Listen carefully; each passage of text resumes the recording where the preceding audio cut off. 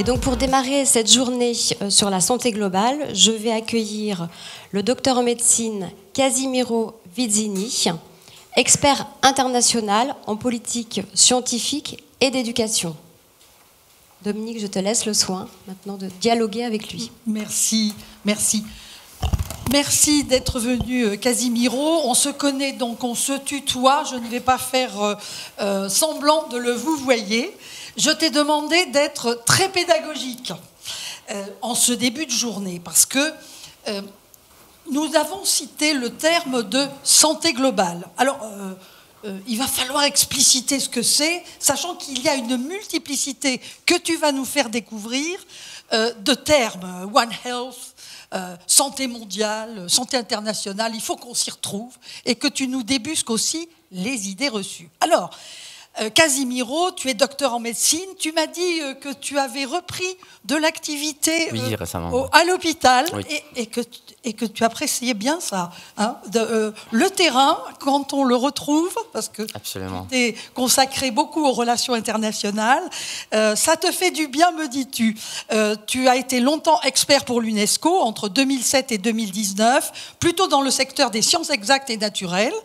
Et tu as été en charge d'un projet qui était baptisé Human Variome. Bon, peut-être tu voudras nous expliquer ce que c'est, mais c'est déjà ancien pour toi. Ce qui t'intéresse, c'est scientific diplomacy, la diplomatie scientifique. Des choses qui n'ont pas forcément été toujours très connues en France, beaucoup plus peut-être dans les pays anglo-saxons, mais qui comptent, surtout maintenant, évidemment, dans le domaine de la santé. Tu as également été secrétaire général pendant plusieurs années de l'Alliance universitaire européenne pour la santé globale. Santé globale, ben voilà, donc tu t'y connais.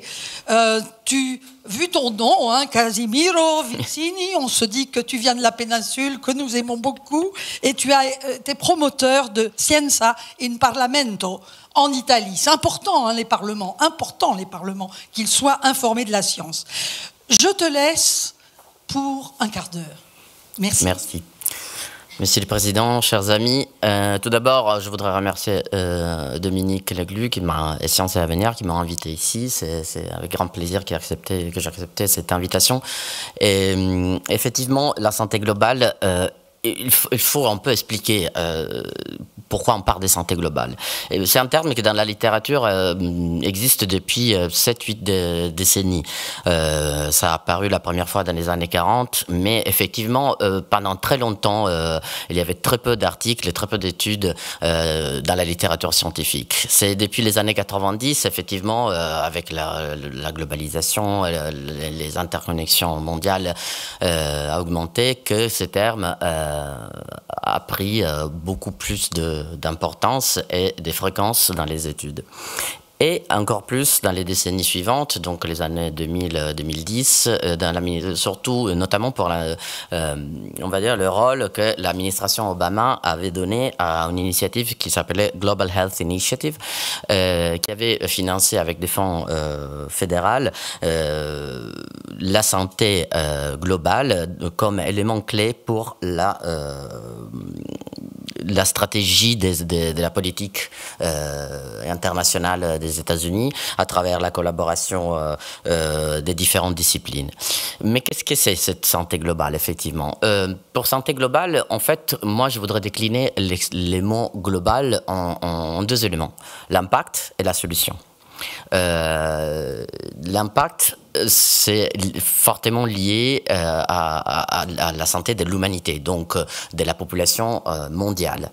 Et la solution, c'est la capacité de collaborer à niveau international, mais pas seulement. Il y a le troisième élément que je considère essentiel pour comprendre la santé globale, c'est l'interculturalité, l'interdisciplinarité.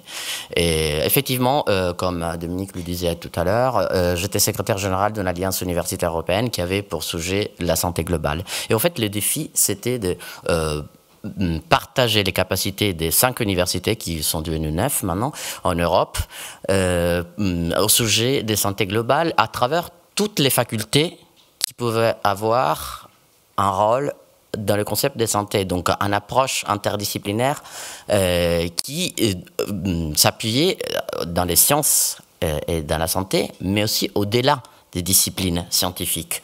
Donc, le management de la santé, l'économie de la santé, le sport, la nutrition, l'ingénierie. Donc, vraiment, la santé globale a ces trois éléments. L'impact global, la solution globale, dont découle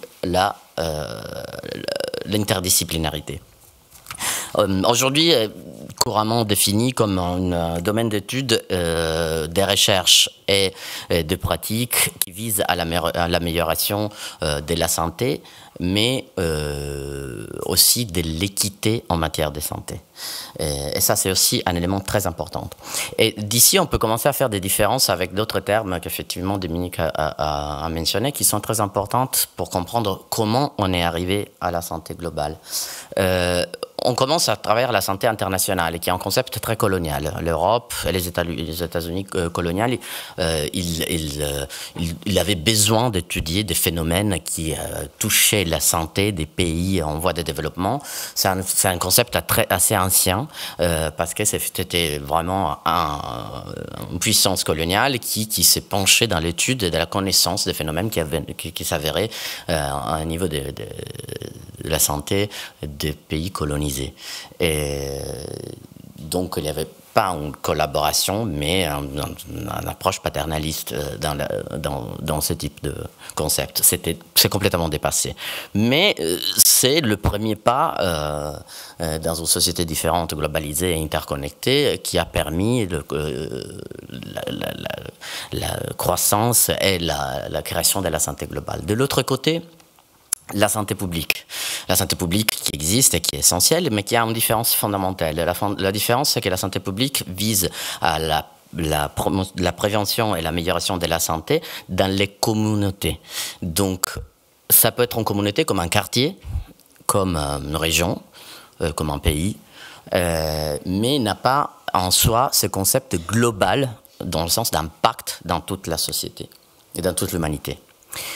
Et encore, après, il y a un concept encore plus important dans la définition de santé globale qui, à mon avis, permet de le définir, et c'est le concept de One Health, d'une seule santé. En fait, le One Health, c'est vraiment l'approche scientifique idéale pour atteindre une santé globale. Pourquoi ? Parce que l'approche One Health se base sur l'interconnexion de la santé humaine avec la santé animale et celle de l'environnement.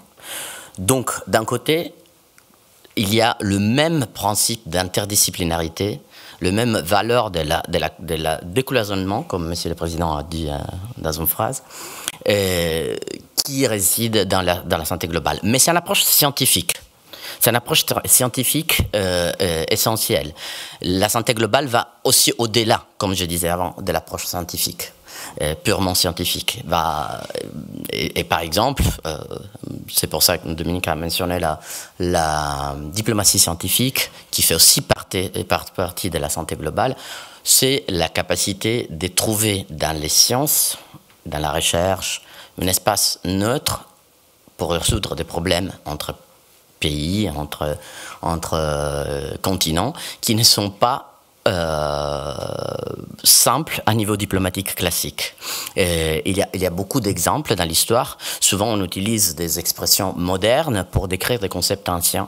On a toujours la coopération, la diplomatie scientifique, mais on ne la définissait pas comme ça. C'est effectivement, les Américains ont eu un peu le domaine de la diplomatie scientifique, mais la Commission européenne s'est très intéressée au sujet, et c'est pour ça qu'on avait eu des financements pour un projet de diplomatie scientifique. Mais un exemple important, c'est le CERN. L'Europe, après la Deuxième Guerre mondiale, décide de partager en sciences, et là, dans la recherche scientifique, la connaissance, et met ensemble des pays qui, jusqu'à les années précédentes, ils s'étaient entretués. On a aussi d'autres cas, comme par exemple en Jordanie, les Synchrotron Lights qui étaient créés sur les auspices de l'UNESCO, où on trouve des scientifiques du Golfe qui collaborent avec des scientifiques israéliens, iraniens, et donc même ça fait partie du concept de santé globale. Donc la capacité de collaborer et de trouver des solutions politiques dans l'espace scientifique, c'est un élément. Sous les concepts, je pense, Merci Casimiro.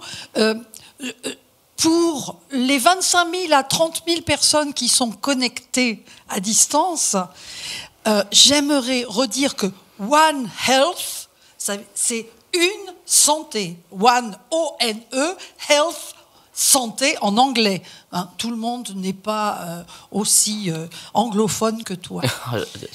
Merci de nous avoir spécifié en quoi One Health aidait à la santé globale. C'est ça le message très important de ce que tu viens de dire, parce que souvent, on pourrait confondre les deux. Absolument. C'est vraiment l'approche scientifique. C'est l'approche scientifique. One Health, c'est l'approche scientifique décloisonnée qui voit vraiment l'étude de l'interface entre les trois éléments, la santé animale, encore humaine et environnementale.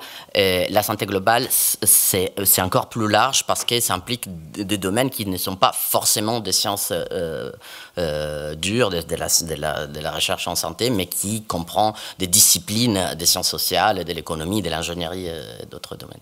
Et donc, en plus, le One Health, ça peut être aussi local. Une seule santé, c'est une approche qui peut être aussi appliquée à la santé publique, donc à niveau des populations locales. La Global Health la santé globale a toujours comme principe l'impact et la solution globale. Merci Casimiro, et justement, on va mettre ça en exergue très très vite. Merci à vous.